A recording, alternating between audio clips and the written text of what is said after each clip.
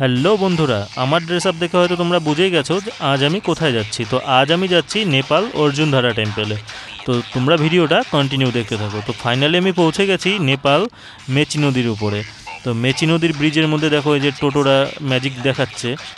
তো এই মেচি নদীর উপরে টোটো দিয়েই ভর্তি থাকে। তো মেচি নদীর ব্রিজ ক্রস করে আমি চলে যাব সোজা গিয়ে ডান হাতে ইমিগ্রেশন অফিস।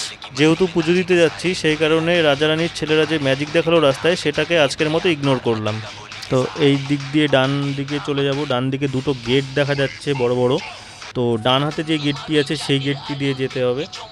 তো সেটা দিয়ে সোজা চলে গেলে ইমিগ্রেশন অফিস, আর সেখান থেকে পারমিট নিয়ে ডাইরেক্ট অর্জুনধারা টেম্পল।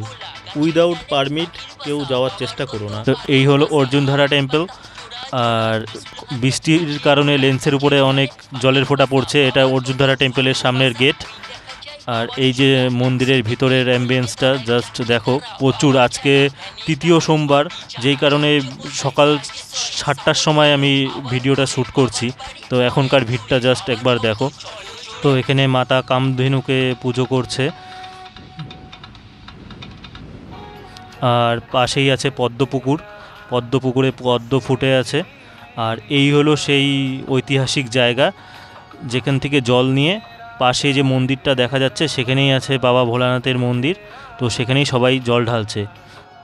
আর সামনে যে জলাশয়টি দেখা যাচ্ছে এই জলাশয়টিরই একটি স্টোরি আছে, যেটা পঞ্চ পাণ্ডবরা যখন বনবাসে থাকাকালীন সেই সময় অর্জুন কিছু গরু নিয়ে চড়াতে আসে। তো তাদেরকে জল খাওয়ানোর জন্য এখানে বান নিক্ষেপ করে এই জলাশয়টি তৈরি করে।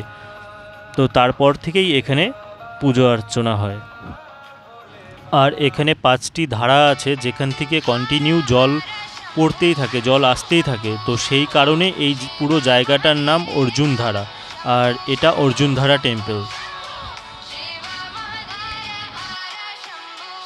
মেন মন্দিরের অপোজিটেই দেখো এখানে 108টি শিবলিঙ্গ রাখা আছে, যেটা সবাই পরিক্রমা করছে ও জল ও বেলপাতা অর্পণ করছে। আর এখানে ঘুরে দেখার মতো আরও অনেক জায়গা আছে, যেটা আজকে অতিরিক্ত ভিড় থাকার কারণে দেখা হয়ে ওঠেনি।